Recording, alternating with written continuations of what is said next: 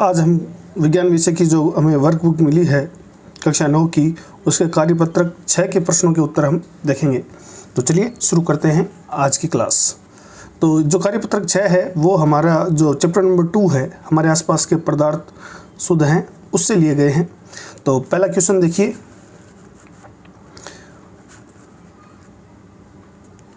विलयन और 2 रिक्त स्थान दे रखे हैं आपको कि उपरोक्त अभिक्रिया को पूर्ण कीजिए।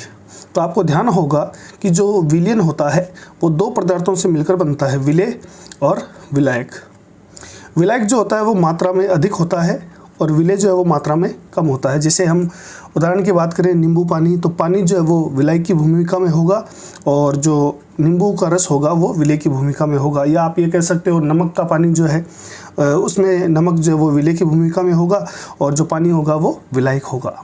ठीक है, तो आपको इस क्वेश्चन में क्या करना है, रिक्त स्थान में विलयन जो है वो 2 पदार्थों से मिलकर बनता है, विलायक और विलेय।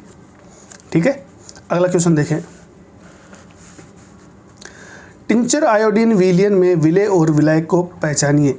ये क्वेश्चन आया हुआ है भाई, पहले भी एग्जाम में आया हुआ है। तो सबसे पहले आपको ये ध्यान रखना है कि टिंचर आयोडीन होता क्या है। तो टिंचर आयोडीन 2 चीज़ों से मिलकर बनता है। देखिए, टिंचर आयोडीन जो है वो आयोडीन और एल्कोहल से मिलकर बनता है। ठीक है, और इसके अंदर आयोडीन जो होता है वो विलेय की भूमिका में होता है, यानी इसकी मात्रा कम होती है, जबकि एल्कोहल जो है वो विलायक की भूमिका में होता है। तो ध्यान रखना, टिंचर आयोडीन का मतलब आयोडीन और एल्कोहल का विलयन, जिसमें आयोडीन विलेय होता है और एल्कोहल जो वो विलायक होता है। ठीक है, अगला क्वेश्चन देखिए, विलयन किसे कहते हैं। यहाँ देखो मैंने परिभाषा लिख रखी कि विलयन 2 या 2 से अधिक पदार्थों का समांगी मिश्रण है। समांगी मिश्रण का मतलब होता है कि दोनों पदार्थ तो वो पूर्ण रूप से उसमें घुल जाते हैं और उनकी जो समांगिकता है वो सब जगह समान होती है। जैसे नींबू पानी जो होता है, नींबू पानी, अगर हम नींबू पानी और हम आम बोलचाल की भाषा में जिसे हम शिकंजी कहते हैं, उसका अगर हम घूंट लेंगे तो आप पहला घूंट पियो चाहे अंतिम घूंट पियो, आपको स्वाद एक जैसा मिलता है। इसका मतलब क्या है कि ये नींबू पानी जो समांगी मिश्रण होता है, इसमें पानी, नींबू, नमक और ये चीनी, ये सारे एक साथ सब एक दूसरे में घुल जाते हैं।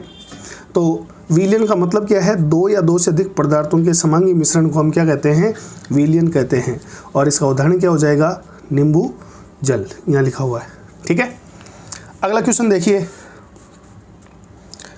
एक विलयन के 320 ग्राम विलायक जल में 40 ग्राम साधारण नमक विलेय है। विलयन की सांद्रता का परिकलन कीजिए। ये आपके किताब का न्यूमेरिकल है, यानी आंकिक प्रश्न है। तो सबसे पहले आपको ये ध्यान रखना है कि जो विलयन की सांद्रता है उसको ज्ञात करने के 3 फॉर्मूले हैं। और यहाँ पर आप देखो कि दोनों ही जगह पर आपको विलायक और विलेय दोनों में ही पदार्थ का द्रव्यमान दे रखा है। तो हम यहाँ पर सांद्रता ज्ञात करने के लिए द्रव्यमान वाला सूत्र काम में लेंगे। तो चलिए इसका हम सॉल्यूशन देख लेते हैं। हाँ जी, देखिए सबसे पहले जो हमें गिवन है ये हमें दिया गया है, तो हम यहाँ लिख देते हैं गिवन।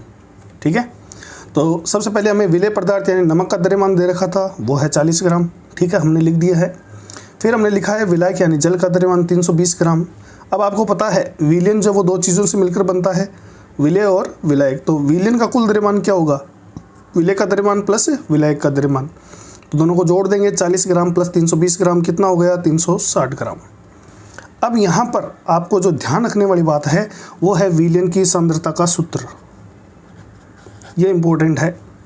तो विलयन की सांद्रता हम यहाँ ज्ञात करेंगे द्रव्यमान के सूत्र से।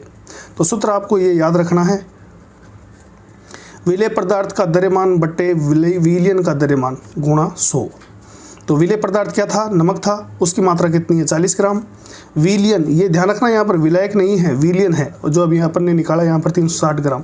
तो 40 बट्टे 360 गुणा 100 हो जाएगा और इसको सोल्व करोगे आप तो आपके आंसर आएगा 11.1%। तो इस प्रकार से हम विलयन की सांद्रता ज्ञात कर सकते हैं।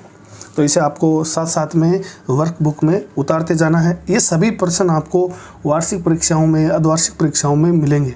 और आगे जब भी आप किसी कंपटीशन एग्ज़ाम की तैयारी करोगे तो वहाँ भी आपको जनरल साइंस में ये क्वेश्चन देखने को मिल सकते हैं। तो चलते हैं अगले क्वेश्चन की तरफ। हाँ जी, आज के कार्यपत्र का अंतिम क्वेश्चन, विलयन के गुणधर्म लिखिए। वेरी इंपॉर्टेंट क्वेश्चन जो आपसे एग्जाम में पूछा जा सकता है। तो पहला क्वेश्चन, पहला गुणधर्म देखिए, इसकी विशेषता देखिए। तो मैंने आपको बताया कि विलयन एक समांगी मिश्रण होता है। समांगी मतलब पदार्थ पूर्ण रूप से एक दूसरे में घुल जाते हैं, उनकी रासायनिक सांद्रता हर जगह एक समान होती है, यानी आप पहला घूंट लो चाहे अंतिम घूंट लो, स्वाद आपको एक जैसा आएगा। तो पहली विशेषता क्या है, विलयन एक समांगी मिश्रण होता है। दूसरी विशेषता देखिए कि विलयन के कण जो है वो आकार में बहुत छोटे होते हैं। कितना आकार होता है, 1 नैनोमीटर। 1 नैनोमीटर यानी 10⁻⁹ मीटर। ये सभी छोटे होते हैं, इसलिए हम अपनी आंखों से इन्हें नहीं देख सकते। ठीक है, तो ये दूसरी इसकी विशेषता है। तीसरा देखिए, अपने छोटे आकार के कारण विलयन के कण गुजर रही प्रकाश किरण को फैलाते नहीं है। यानी अगर आप विलयन जो आपके पास पड़ा है और उसको अगर आप कांच के गिलास में डालकर उसमें से प्रकाश को गुजारेंगे तो आपको प्रकाश का मार्ग नहीं दिखाई देगा। क्यों? क्योंकि कण जो है वो बहुत ही आकार में छोटे होते हैं। तो आपको ध्यान रखना है कि प्रकाश का मार्ग इसमें नहीं दिखाई देता है। अगला देखो, चौथी विशेषता, छनन विधि द्वारा विलय के कणों को विलयन में से पृथक नहीं किया जा सकता और विलयन को शांत छोड़ देने पर भी विलयन के कण नीचे नहीं बैठते हैं, अर्थात विलयन क्या होता है, स्थायी होता है। इसको आप ऐसे समझो कि आपने अगर शिकंजी बना ली तो क्या आप छलनी के द्वारा जो नींबू रस है उसको अलग कर सकते हैं? आप अलग नहीं कर सकते। क्यों नहीं कर सकते भाई? क्योंकि जो नींबू का रस होता है वो पानी में पूर्ण रूप से घुल चुका होता है और उनके कणों का आकार बहुत छोटा होता है, तो आप इनको छान नहीं सकते। अगर आप नींबू पानी को कुछ समय के लिए शांत छोड़ देंगे तो क्या ऐसा होगा कि नींबू का रस जो है वो नीचे बैठ जाएगा? ऐसा भी नहीं होगा। तो ये विलयन जो है वो स्थायी होता है, यानी शिकंजी एक बार बन गई तो फिर अब आप उसको पानी और जो आपके नींबू रस है उसको अलग नहीं कर सकते। तो ये था आज का कार्यपत्रक 6। तो मिलते हैं अगली क्लास में, तब तक के लिए धन्यवाद।